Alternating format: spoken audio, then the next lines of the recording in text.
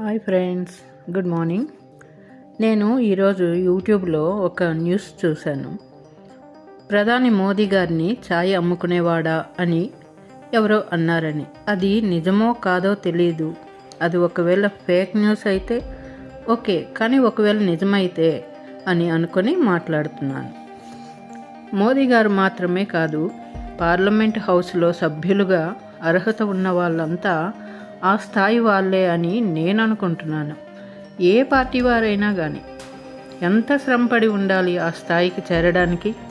ఏమంటారు? ఇంకా ఛాయ్ అమ్ముకునే వాళ్ళ విషయంకి వస్తే, ఛాయ్ అమ్మేవాళ్ళు మనుషులు కారా?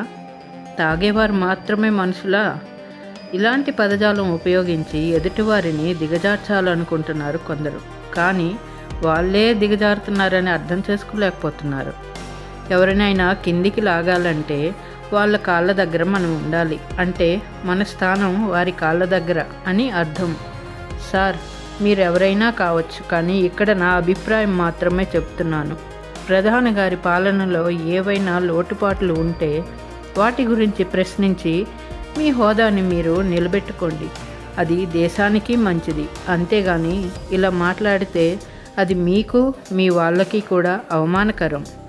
అనవసరమైన పదజాలంతో ఎదుటివారిని కించపరచాలనుకుంటే అది మీ సంకుచిత స్వభావానికి నిదర్శనం. మరి ఒకవేళ ఇది నిజంగా జరిగి ఉంటే మాత్రమే అని నేను మళ్ళీ చెప్తున్నాను.